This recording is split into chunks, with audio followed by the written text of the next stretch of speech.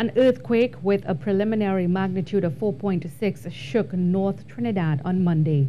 The UWI Seismic Research Centre recorded the event at 12:16 p.m.